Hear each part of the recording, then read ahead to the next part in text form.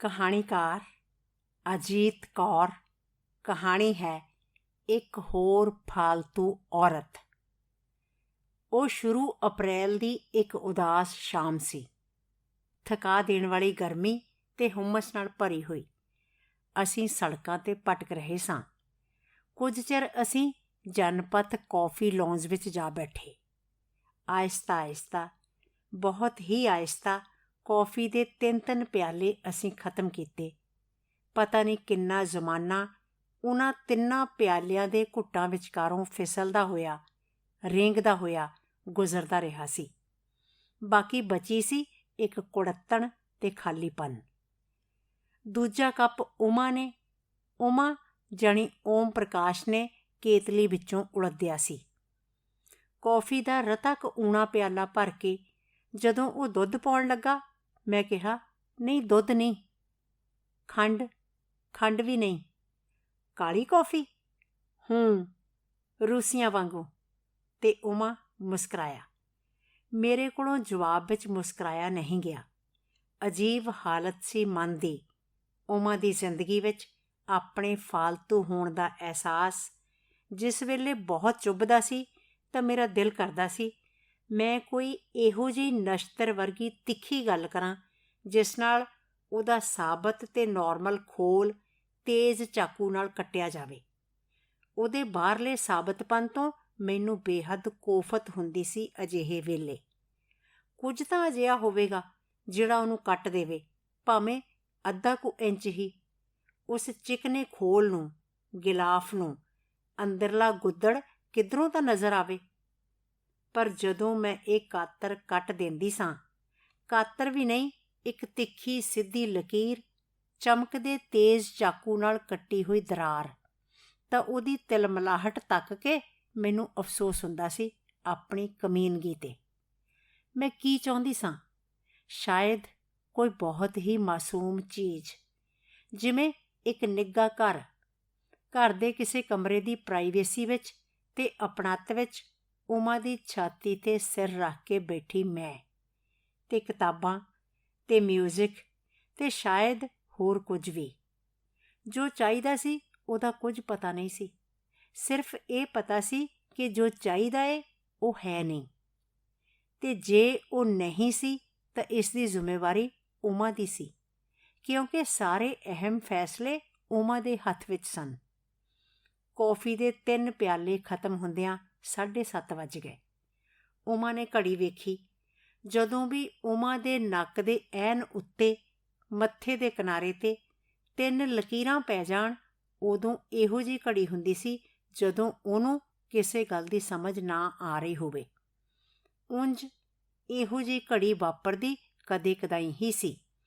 ਅਮੂਮਨ ਉਹਨੂੰ ਹਰ ਗੱਲ ਦੀ ਹਰ ਵੇਲੇ ਪੂਰੀ ਸਮਝ ਆ ਜਾਂਦੀ ਸੀ।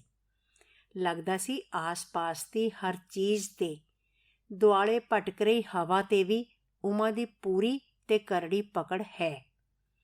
ਮੱਥੇ ਦੇ ਵਿਚਕਾਰ ਹੇਠਲੇ ਕਿਨਾਰੇ 'ਤੇ ਪੈਂਦੀਆਂ 3 ਲਕੀਰਾਂ ਨੂੰ ਤੱਕ ਕੇ ਇਸੇ ਕਰਕੇ ਮੈਨੂੰ ਬੇਹੱਦ ਰਹਿਮ ਆ ਜਾਂਦਾ ਸੀ ਉਹਦੇ 'ਤੇ।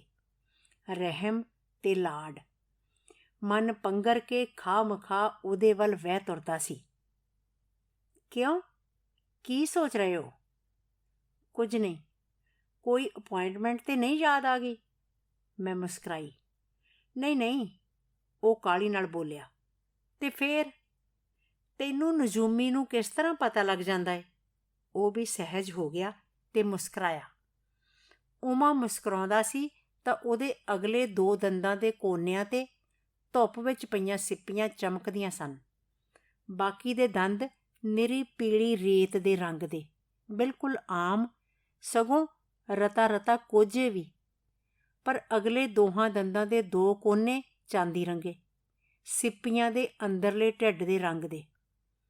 ਉਮਾ ਦੀਆਂ ਮਣੀਆਂ ਉਹਦੇ ਮੱਥੇ ਵਿੱਚ ਨਹੀਂ ਸਨ, ਅਗਲੇ 2 ਦੰਦਾਂ ਦੇ ਕੋਨਿਆਂ ਵਿੱਚ ਸਨ। ਮੈਨੂੰ ਰਿਝਾਉਣ ਲਈ ਉਮਾ ਨੂੰ ਪਹਿਲਾਂ ਪਾਉਣ ਦੀ ਲੋੜ ਨਹੀਂ ਸੀ ਹੁੰਦੀ। ਸਿਰਫ ਇੱਕ ਮੁਸਕਰਾਹਟ ਵਿੱਚ 2 ਦੰਦਾਂ ਦੀਆਂ 2 ਮਣੀਆਂ ਲਿਸ਼ਕਾਉਣ ਦੀ ਦੇਰ ਹੁੰਦੀ ਸੀ ਕਿ ਮੇਰਾ ਸਾਰਾ ਜਿਸਮ ਮੋਮਬੱਤੀ ਵਾਂਗੂ ਪਿਘਲਣ ਲੱਗ ਪੈਂਦਾ ਸੀ। ਨਜੂਮੀ ਨਹੀਂ, ਅੰਤਰਜਾਮੀ। ਆਹੋ ਬਾਬਾ, ਅੰਤਰਜਾਮੀ। ਦੱਸੋ ਫਿਰ ਕੀ ਸੋਚ ਰਹੇ ਸੋ? ਅੰਤਰਜਾਮੀ ਬਾਬਾ ਕੋਲੋਂ ਕੁਝ ਨਹੀਂ ਲੁਕਾਉਣਾ। ਇਹੀ ਸੋਚ ਰਿਹਾ ਸਾਂ ਕਿ 7:30 ਵੱਜ ਗਏ ਨੇ, ਪਿਕਚਰਾਂ ਵੀ ਸ਼ੁਰੂ ਹੋ ਗਈਆਂ ਨੇ ਤੇ ਪਲੇ ਵੀ। ਕਿੱਥੇ ਜਾਈਏ ਹੁਣ? ਇੱਕ ਕਾਲਾ ਬੱਦਲ ਦੂਰ ਦਿਸਹੱਦੇ 'ਤੇ ਫੇਰ ਨਜ਼ਰ ਆਇਆ।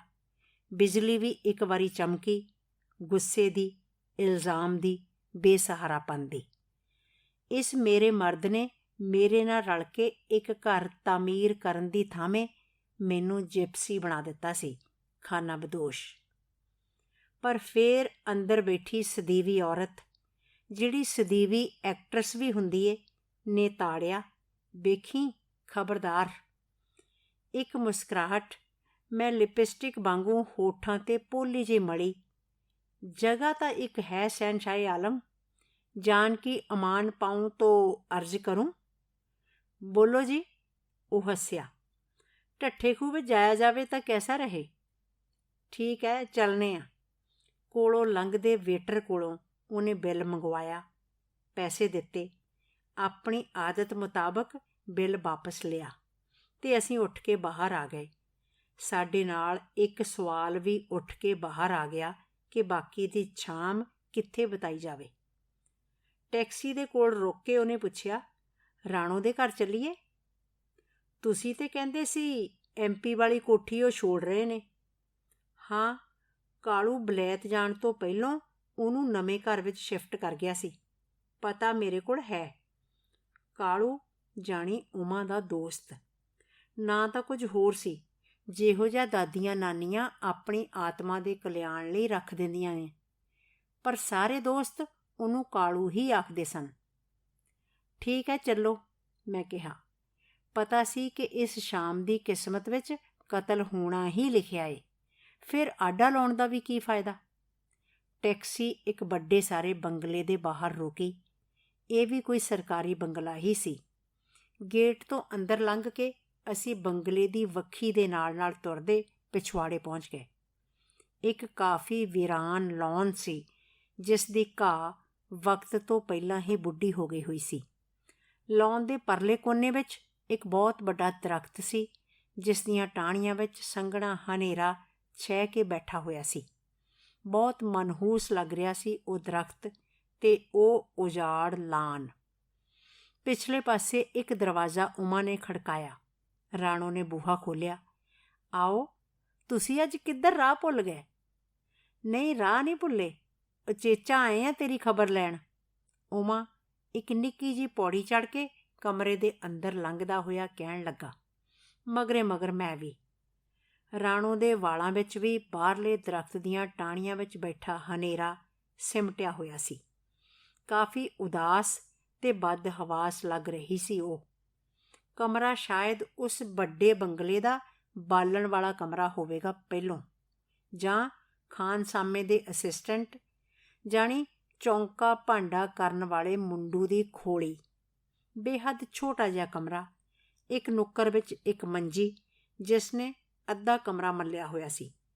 ਦੂਜੀ ਨੁੱਕਰ ਵਿੱਚ ਬਿਜਲੀ ਦਾ ਛੋਟਾ ਜਿਹਾ ਚੁੱਲ੍ਹਾ, ਕੋਲ 2-3 ਕੱਪ ਪਲੇਟਾਂ, ਚਮਚੇ ਲਵਾਰਸ ਜਿਹੇ ਲੁੜਕੇ ਹੋਏ।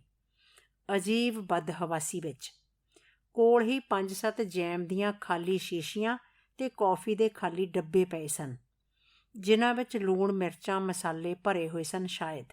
ਮੈਲੇ ਢੱਕਣਾਂ ਦੇ ਰੰਗਾਂ ਤੋਂ ਹੀ ਪਤਾ ਲੱਗ ਰਿਹਾ ਸੀ ਕਿ ਡੱਬੇ ਵਿੱਚ ਕੀ ਆ। ਚੁੱਲ੍ਹਾ ਵੀ ਜਦੋਂ ਬਲਦਾ ਨਾ ਹੋਵੇ, ਬੁਝਿਆ ਹੋਇਆ ਠੰਡਾ ਚੁੱਲ੍ਹਾ, ਫਟੇ ਹਾਲ ਉਦਾਸ। ਪੂਰੇ ਕਮਰੇ ਵਿੱਚ ਜੇ ਕੋਈ ਪੁਰਾਣੇ ਜ਼ਮਾਨਿਆਂ ਦੀ ਚੀਜ਼ ਹੈ ਸੀ ਤਾਂ ਉਹ ਸੀ ਉਹੀ ਰੇਸ਼ਮੀ ਰਜਾਈ, ਜਿਸ ਦਾ ਰੰਗ ਹੁਣ ਓਨਾ ਆਤਿਸ਼ਜ਼ਾਦਾ ਨਹੀਂ ਸੀ ਰਿਹਾ। ਪਰ ਬੁਝਦੇ ਚੁੱਲ੍ਹੇ ਦੇ ਅੰਗਾਰਾਂ ਵਾਂਗੂ ਅਜੇ ਵੀ ਉਹਦੇ ਵਿੱਚ ਪੁਰਾਣਾ ਨਿੱਘ ਤੇ ਪੁਰਾਣੀ ਸ਼ੋਖੀ ਥੋੜ੍ਹੀ ਜਿਹੀ ਬਚੀ ਹੋਈ ਸੀ। ਤੇ ਦੂਜੀ ਚੀਜ਼ ਸੀ ਟਰਾਂਜਿਸਟਰ, ਉਹੀ ਜਿਹੜਾ ਕਾਲੂ ਨੇ ਰਾਣੋ ਨੂੰ ਪਹਿਲੀ ਸੁਗਾਤ ਵਜੋਂ ਦਿੱਤਾ ਸੀ ਜਦੋਂ ਉਹ ਉਹਨੂੰ ਉਡਾ ਲਿਆਇਆ ਸੀ ਚੰਡੀਗੜ੍ਹੋਂ। ਆਮ ਜਿਹੇ ਘਰ ਵਿੱਚ ਪਲੀ ਤੇ ਚੰਡੀਗੜ੍ਹ ਸੈਕਟਰੀਏਟ ਵਿੱਚ ਟਾਈਪਰਾਈਟਰ ਕੁੱਟਦੀ ਰਾਣੋ ਕਾਲੂ ਦੀ ਦੌਲਤ ਦੀ ਚਕਾਚੌਂਧ ਨਾਲ ਤੇ ਮੁਹੱਬਤ ਦੇ ਰਟੇ ਹੋਏ ਫਾਰਮੂਲਿਆਂ ਨਾਲ ਚਕਰਾ ਗਈ। ਹੋਸ਼ ਪਰਤੀ ਤਾਂ ਉਹ ਬਾਲਣ ਵਾਲੇ ਕੋਠੇ ਵਿੱਚ ਸੀ, ਇਕੱਲੀ। ਕਾਲੂ ਆਪਣੀ ਬੀਵੀ ਨੂੰ ਰਿਸ਼ਵਤ ਦੇਣ ਲਈ ਬਲੈਤ ਸੈਰ ਕਰਨ ਲੈ ਗਿਆ ਹੋਇਆ ਸੀ। ਇੱਕ ਔਰਤ ਜਿਸ ਦਾ ਨਾਮ ਬੀਵੀ ਹੁੰਦਾ ਏ, ਉਹਦੇ ਕੋਲੋਂ ਜਦੋਂ ਉਹਦਾ ਮਰਦ ਚੋਰੀ ਕਰਦਾ ਏ ਤਾਂ ਉਹਨੂੰ ਰਿਸ਼ਵਤ ਦਿੰਦਾ ਏ। ਜਿੰਨੀ ਵੱਡੀ ਚੋਰੀ ਓਨੀ ਵੱਡੀ ਰਿਸ਼ਵਤ। ਪਰ ਦੂਜੀ ਔਰਤ ਜਿਹੜੀ ਫਾਲਤੂ ਹੁੰਦੀ ਏ, ਰਖੇਲ, ਉਹਨੂੰ ਸਿਰਫ ਰੋਟੀ ਤੇ ਕੱਪੜੇ ਗਹਿਣੇ ਦੇ ਕੇ ਵਰਾਇਆ ਜਾ ਸਕਦਾ ਏ। ਤੇ ਜਿਹੜੀ ਫਾਲਤੂ ਔਰਤ ਉਸੇ ਮਰਦ ਦੀ ਮੁਹੱਬਤ ਵਿੱਚ ਗ੍ਰਿਫਤਾਰ ਹੋ ਜਾਵੇ, ਉਹਨੂੰ ਤਾਂ ਕੋਈ ਖੁਦਾ ਵੀ ਨਹੀਂ ਬਚਾ ਸਕਦਾ। ਸਾਡੇ ਅੰਦਰ ਆਉਣ ਨਾਲ ਜਾਂ ਤੇ ਕਮਰਾ ਸੁੰਗੜ ਗਿਆ ਸੀ, ਜਾਂ ਉਹਦੇ ਵਿਚਲੀ ਹਵਾ ਤਿੰਨਾਂ ਬੰਦਿਆਂ ਲਈ ਕਾਫੀ ਨਹੀਂ ਸੀ। ਕੁਝ ਸੀ ਜਿਹੜਾ ਘੁੱਟ ਰਿਹਾ ਸੀ, ਕੁਝ ਸੀ ਜਿਹੜਾ ਸਾਹ ਨੂੰ ਭਾਰਾ ਕਰ ਰਿਹਾ ਸੀ, ਭਾਰਾ ਤੇ ਖੌਰਾ। ਸੁਣਾ ਫਿਰ, ਕੀ ਹਾਲ ਚਾਲ ਹੈ? ਉਮਾ ਮੰਜੇ ਦੇ ਵਿਚਕਾਰ ਕਰਕੇ ਖਿੱਲਰ ਕੇ ਬੈਠ ਗਿਆ, ਬਾਹਾਂ ਨਾਲ ਪਛਾਂ ਠੁੰਮਣਾ ਜਿਹਾ ਦੇ ਕੇ। ਮੈਂ ਇੱਕ ਪਾਵੇ ਤੇ ਆਪਣੇ ਆਪ ਨੂੰ ਅੜਾ ਲਿਆ ਦੌਣ ਵਾਲੇ ਪਾਸੇ। ਰਾਣੋ ਚੁੱਲ੍ਹੇ ਕੋਲ ਪਈ ਪਟੜੀ ਤੇ ਬੈਠ ਗਈ। ਵੇਖ ਹੀ ਰਹੇ ਹੋ, ਅਜੀਬ ਬੇਦਿਲੀ ਨਾਲ ਉਹਨੇ ਜਵਾਬ ਦਿੱਤਾ। ਚਿੱਠੀ ਚੁੱਠੀ ਆਈ ਸੀ 10 ਕੁ ਦਿਨ ਹੋਏ। ਪਿਛਲੇ 10 ਦਿਨਾਂ ਦਾ ਖਾਲੀਪਨ ਤੇ ਖੱਤ ਦੀ ਉਡੀਕ ਤੇ ਮਾਯੂਸੀ ਸਭ ਰਾਣੋ ਦੀ ਆਵਾਜ਼ ਦਾ ਹਿੱਸਾ ਸਨ। ਰਾਜੀ ਖੁਸ਼ੀ? ਹਾਂ, ਰਾਜੀ ਖੁਸ਼ੀ। ਤੇ ਤੂੰ? ਮੈਂ? ਉਹਨੇ ਅਚਾਨਕ ਚੌਂਕ ਕੇ ਉਮਾ ਵੱਲ ਤੱਕਿਆ। ਤੂੰ ਠੀਕ ਹੈ? ਠੀਕ ਹਾਂ, ਉਹ ਜਿਵੇਂ ਖੂਹ ਵਿੱਚੋਂ ਬੋਲੀ, ਰੋਣ ਹਾਕੀ ਆਵਾਜ਼ ਵਿੱਚ। ਕੁਝ ਚਿਰ ਖਾਮੋਸ਼ੀ ਕਮਰੇ ਵਿੱਚ ਭਰੀ ਰਹੀ, ਕੁਝ ਇਸ ਤਰ੍ਹਾਂ ਦੀ ਖਾਮੋਸ਼ੀ ਜਿਹੜੀ ਹਨੇਰੀ ਰਾਤ ਵਿੱਚ ਚੀਖਦੀ ਸਾਇਰਨ ਦੀ ਆਵਾਜ਼ ਤੋਂ ਮਗਰੋਂ ਫਿਜ਼ਾ ਵਿੱਚ ਲਟਕ ਜਾਂਦੀ ਏ ਤੇ ਹਰ ਵੇਲੇ ਇੱਕ ਖਤਰਾ ਵੀ ਉਹਦੇ ਨਾਲ ਹੀ ਹਵਾ ਵਿੱਚ ਲਟਕਿਆ ਰਹਿੰਦਾ ਏ। ਤੇ ਕੰਨ ਅਗਲੀ ਆਵਾਜ਼ ਨੂੰ ਸੁਣਨ ਲਈ ਹਨੇਰੇ ਵਿੱਚ ਆਪਣੇ ਅੰਟੀਨੇ ਚੁੱਕ ਕੇ ਖਲੋਤੇ ਰਹਿੰਦੇ ਨੇ, ਸ਼ਾਇਦ ਫਟਦੇ ਬੰਬ ਦੀ ਆਵਾਜ਼ ਨੂੰ ਸੁਣਨ ਲਈ। ਕਾਲੂ ਦੀ ਚਿੱਠੀ ਆਈ ਸੀ। ਲਿਖਿਆ ਸੀ, ਪਲੇਟਫਾਰਮ 'ਤੇ ਜਿਹੜਾ ਸਮਾਨ ਛੱਡ ਆਇਆ ਵਾਂ ਉਹਦਾ ਖਿਆਲ ਰੱਖਣਾ। ਉਮਾ ਨਿੱਕੀ ਜਿਹੀ ਹਾਸੀ ਹੱਸਿਆ। ਅੱਛਾ? ਬੇਹੱਦ ਗਾੜਾ ਹਨੇਰਾ ਰਾਣੋ ਦੀ ਆਵਾਜ਼ ਵਿੱਚੋਂ ਝਰ ਰਿਹਾ ਸੀ, ਸੁਆਹ ਵਰਗਾ ਪੁਰਪਰਾ। ਮੈਂ ਉਮਾ ਵੱਲ ਤੱਕਿਆ। ਇਹ ਕਦੇ-ਕਦੇ ਹੀ ਹੁੰਦਾ ਸੀ ਕਿ ਉਹ ਅਚਕਚਾ ਕੇ ਗੱਲ ਨੂੰ ਤਲਾਸ਼ ਕਰੇ। ਰਾਣੋ ਇੱਕ ਬੇਮਲੂਮਾ ਜਿਹਾ ਚੈਲੰਜ, ਇੱਕ ਵੰਗਾਰ ਜਿਹੀ ਅੱਖਾਂ ਵਿੱਚ ਭਰ ਕੇ ਉਹਦੇ ਵੱਲ ਤੱਕ ਰਹੀ ਸੀ। ਕੋਈ ਖਾਤਰ ਨਹੀਂ ਕਰਨੀ ਸਾਡੀ? ਤੇਰੇ ਪ੍ਰਾਹੁਣੇ ਆਏ ਆ। ਉਮਾ ਨੇ ਚੈਲੰਜ ਟਾਲਿਆ। ਘਰ ਦੁੱਧ ਕੋਈ ਨਹੀਂ ਤੇ ਚਾਹ ਹੀ ਘੱਟ ਪੀਆ ਕਰਨਾ ਦੁੱਧ, ਚਾਹ ਜੋਗਾ ਬਚਾ ਕੇ ਰੱਖਿਆ ਕਰ। ਨਹੀਂ, ਅੱਜ ਸਵੇਰੇ ਲਿਆਂਦਾ ਹੀ ਨਹੀਂ ਸੀ। ਕਿਉਂ? ਰਾਤੀਂ ਗਰਮੀ ਲੱਗਦੀ ਏ, ਨੀਂਦਰ ਨਹੀਂ ਆਉਂਦੀ, ਬੜਾ ਹੁਮਸ ਹੁੰਦਾ ਏ ਕਮਰੇ ਵਿੱਚ। ਤੜਕੇ ਅੱਖ ਲੱਗਦੀ ਏ ਤੇ ਫੇਰ ਦੁੱਧ ਦਾ ਡੀਪੂ ਬੰਦ ਹੋ ਜਾਂਦਾ ਏ। ਮੈਂ ਕਮਰੇ ਦੇ ਚਾਰ ਚੁਫੇਰੇ ਤੱਕਿਆ। ਚੌਂ ਗਿੱਠਾਂ ਥਾਂ ਦੇ ਦੁਆਲੇ ਖਲੋਤੀਆਂ ਕੰਧਾਂ ਨਾਲ ਮੇਰੀ ਨਜ਼ਰ ਟਕਰਾ ਕੇ ਵਾਪਸ ਮੁੜ ਆਈ। ਕੋਈ ਬਾਰੀ ਨਹੀਂ ਸੀ। ਰੌਸ਼ਨਦਾਨਾਂ ਦਾ ਤਾਂ ਖੈਰ ਅੱਜ ਕੱਲ੍ਹ ਰਿਵਾਜ ਹੀ ਨਹੀਂ ਰਿਹਾ। ਪਿਛਲੀ ਕੰਧ ਵਿੱਚ ਇੱਕ ਦਰਵਾਜ਼ਾ ਹੈ ਸੀ ਜਿਹੜਾ ਪੱਕਾ ਬੰਦ ਕੀਤਾ ਹੋਇਆ ਜਾਪ ਰਿਹਾ ਸੀ। ਸ਼ਾਇਦ ਪਰਲੇ ਪਾਸਿਓਂ ਘਰ ਦੇ ਮਾਲਕਾਂ ਨੇ ਬੰਦ ਕੀਤਾ ਹੋਵੇਗਾ। ਜਦੋਂ ਰਾਣੋ ਚੰਡੀਗੜ੍ਹੋਂ ਕਾਲੂ ਨਾਲ ਉਧੜ ਕੇ ਆਈ ਸੀ, ਉਦੋਂ ਉਹਨੂੰ ਸ਼ਾਇਦ ਇਸ ਗੱਲ ਦਾ ਪਤਾ ਨਹੀਂ ਹੋਣਾ ਕਿ ਕਾਲੂ ਦੀ ਦੌਲਤ ਉਹਨੂੰ ਘਰ ਨਹੀਂ ਸੀ ਲੈ ਕੇ ਦੇ ਸਕਦੀ। ਕੋਈ ਬਿਸਕੀ ਸ਼ਿਸ਼ਕੀ ਕੱਢ। ਬਿਸਕੀਆਂ ਵਾਲੇ ਤਾਂ ਵਲੈਤ ਤੁਰ ਗਏ ਨੇ, ਪਿੱਛੇ ਤਾਂ ਬਸ ਖਾਲੀ ਬੋਤਲਾਂ ਹੀ ਨੇ। ਰਾਣੋ ਨੇ ਹੌਕਾ ਭਰਿਆ। ਅੱਛਾ। ਉਮਾ ਕੱਚਾ ਜਿਹਾ ਹੱਸਿਆ। ਕੁਝ ਚਿਰ ਖਾਮੋਸ਼ੀ ਰਹੀ। ਸਾਰਾ ਦਿਨ ਕੀ ਕਰਦੀ ਹੁੰਨੀ ਏ? ਸੜਕਾਂ ਮਾਪੀ ਦੀਆਂ ਨੇ। ਕਿਹੜੀ ਮਾਪ ਲਈ? ਨਾਂ ਯਾਦ ਨਹੀਂ ਰੱਖਦੀ। ਬਹੁਤੀਆਂ ਸੜਕਾਂ ਵੀ ਨਾ ਗਾਇਆ ਕਰ। ਸੜਕਾਂ 'ਤੇ ਤੁਰਨ ਵਾਲੀਆਂ ਇਕੱਲੀਆਂ ਤੀਵੀਆਂ ਨੂੰ ਪਤਾ ਏ ਬਲੈਤ ਵਿੱਚ ਕੀ ਕਹਿੰਦੇ ਨੇ? ਕੀ? Street walker. ਉਮਾ ਹੱਸਿਆ। ਮੈਂ ਕੰਬ ਕੇ ਰਾਣੋ ਦੇ ਮੂੰਹ ਵੱਲ ਤੱਕਿਆ। ਚਿਹਰਾ ਵੀਰਾਨ ਸੜਕ ਵਾਂਗੂ ਸਪਾਟ ਸੀ, ਜਿਵੇਂ ਉਹਨੂੰ ਗੱਲ ਦੀ ਸਮਝ ਹੀ ਨਾ ਆਈ ਹੋਵੇ। ਅੱਛਾ ਕਹਿੰਦੇ ਹੋਣਗੇ। ਉਹ ਸ਼ਾਇਦ ਕੁਝ ਹੋਰ ਸੋਚ ਰਹੀ ਸੀ। ਮੈਂ ਉਮਾ ਵੱਲ ਤੱਕਿਆ। ਮੈਨੂੰ ਅਜੀਬ ਅਹਿਸਾਸ ਹੋਇਆ ਕਿ ਇਹ ਬੰਦਾ ਖੂੰਖਾਰ ਹੋਣ ਦੀ ਹੱਦ ਤੱਕ ਜ਼ਾਲਮ ਹੋ ਸਕਦਾ ਹੈ, ਕਰੂਅਲ। ਉਸ ਵੇਲੇ ਹਿਸਾਬ ਕਿਤਾਬ ਲਾ ਕੇ ਮੈਨੂੰ ਰਾਣੋ ਦੀ ਹਮਾਇਤ ਵਿੱਚ ਉਮਾ ਨਾਲ ਭਿੜ ਜਾਣਾ ਚਾਹੀਦਾ ਸੀ, ਕਿਉਂਕਿ ਉਹ ਵੀ ਮੇਰੇ ਕਬੀਲੇ ਦੀ ਹੀ ਔਰਤ ਸੀ, ਫਾਲਤੂ ਔਰਤਾਂ ਦੇ ਕਬੀਲੇ ਦੀ। ਪਰ ਫਾਲਤੂ ਔਰਤਾਂ ਲੜਿਆ ਨਹੀਂ ਕਰਦੀਆਂ। ਲੜਨ ਦਾ ਹੱਕ ਸਿਰਫ ਬੀਵੀਆਂ ਨੂੰ ਹੁੰਦਾ ਏ। ਫਾਲਤੂ ਔਰਤ ਲਈ ਆਪਣੇ ਮਰਦ ਨਾਲ ਲੜਨਾ ਜਾਣ ਬੁੱਝ ਕੇ ਖੂਹ ਵਿੱਚ ਛਾਲ ਮਾਰਨ ਵਾਲੀ ਗੱਲ ਏ। ਤੇ ਮੇਰੇ ਅੰਦਰ ਲੁੱਕ ਕੇ ਬੈਠੀ ਕਮੀਨਗੀ ਨੇ ਫੈਸਲਾ ਕੀਤਾ ਕਿ ਮੇਰਾ ਇਰਾਦਾ ਅਜੇ ਆਤਮਘਾਤ ਕਰਨ ਦਾ ਨਹੀਂ ਸੀ। ਫਿਰ ਬਹੁਤ ਦੇਰ ਸਭ ਚੁੱਪ-ਚਾਪ ਬੈਠੇ ਰਹੇ। ਚੱਲੀਏ ਫਿਰ? ਉਮਾ ਨੇ ਮੇਰੇ ਵੱਲ ਤੱਕਿਆ। ਮੈਂ ਉੱਠ ਕੇ ਖੜ ਗਈ। ਰਾਣੋ ਵੀ ਉੱਠ ਖਲੋਤੀ। ਅਗਲੀ ਵਾਰੀ ਚਿੱਠੀ ਲਿਖੋਗੇ ਤਾਂ ਲਿਖ ਦੇਣਾ ਕਿ ਸਾਣੀ ਚੌਥੇ ਪੰਜਵੇਂ ਦਿਨ ਆ ਕੇ 20 ਰੁਪਏ ਦੇ ਜਾਂਦਾ ਏ ਤੇ ਮੈਂ ਭੁੱਖੀ ਮਰ ਰਹੀ ਹਾਂ। ਉਮਾ ਨੇ ਚੁਕੰਨੇ ਹੋ ਕੇ ਕਿਹਾ, ਸਾਣੀ ਆਉਂਦਾ ਏ? ਆਪਣੇ ਦੋਸਤ ਦੇ ਖੇਤ ਦਾ ਰਖਵਾਲਾ। ਉਹੀ ਉਹਨੂੰ ਕਹਿ ਗਏ ਸਨ। ਰਾਣੋ ਨੇ ਬਾਹਰਲਾ ਢੋਇਆ ਹੋਇਆ ਬੂਹਾ ਖੋਲ੍ਹ ਦਿੱਤਾ। ਅੰਦਰਲੀ ਹੁਮਸ ਤੋਂ ਮਗਰੋਂ ਉਸ ਹਨੇਰੇ ਉਜਾੜ ਲਾਉਣ ਵਿੱਚ ਘੁੰਮਦੀ ਹਵਾ ਬੜੀ ਭਲੀ ਲੱਗੀ, ਸੁਖਾਵੀਂ। ਸਾਹ ਸੌਖਾ ਆਇਆ। ਚੁੱਪ-ਚਾਪ ਨਿੱਕੇ ਨਿੱਕੇ ਕਦਮੀ ਬੰਗਲੇ ਦੀ ਵੱਖੀ ਦੇ ਨਾਲ ਤੁਰਦੇ ਅਸੀਂ ਤਿੰਨੇ ਗੇਟ ਕੋਲ ਆ ਗਏ। ਬਾਹਰ ਸੜਕ ਉੱਤੇ ਰੌਸ਼ਨੀ ਹੀ ਰੌਸ਼ਨੀ ਸੀ, ਹਲਕੀ ਹਵਾ ਤੇ ਰੌਸ਼ਨੀ। ਅੱਛਾ ਕਹਿ ਕੇ ਅਸੀਂ ਵਿਦਾ ਹੋ ਗਏ। ਰਾਣੋ ਨੇ ਆਹਿਸਤਾ ਜਿਹਾ ਕਿਹਾ, ਫਿਰ ਛੇਤੀ ਚੱਕਰ ਲਾਉਣਾ। ਸੜਕ ਖਾਮੋਸ਼ ਸੀ। ਇਸ ਪਾਸੇ ਬਹੁਤ ਘੱਟ ਆਵਾਜਾਈ ਸੀ ਸ਼ਾਇਦ। ਸੜਕ ਦੇ ਦੋਹੀਂ ਪਾਸੇ ਵੱਡੇ ਘੇਰ ਵਾਲੇ ਦਰਖਤ ਖੜ੍ਹੇ ਸਨ, ਗਾੜੇ ਹਨੇਰੇ ਦੀਆਂ ਬੁੱਕਲਾਂ ਮਾਰ ਕੇ, ਝੁੰਗੜਵਾਟੇ ਜਿਹੇ। ਸ਼ਾਇਦ ਜਾਮਣਾਂ ਦੇ ਦਰਖਤ ਹੋਣਗੇ। ਆਹਿਸਤਾ ਜਿਹੀ ਹਵਾ ਵਗ ਰਹੀ ਸੀ ਜਦੋਂ ਅਸੀਂ ਇੱਕ ਦਰਖਤ ਦੇ ਹੇਠੋਂ ਪੋਲੇ-ਪੋਲੇ ਕਦਮੀ ਤੁਰਦੇ ਹੋਏ ਲੰਘ ਰਹੇ ਸਾਂ। ਦਰਖਤ ਵਿੱਚੋਂ ਆਹਿਸਤਾ-ਆਹਿਸਤਾ ਡਸਕੋਰੇ ਭਰਨ ਦੀ ਆਵਾਜ਼ ਆਈ। ਇਹ ਕੀ ਹੈ?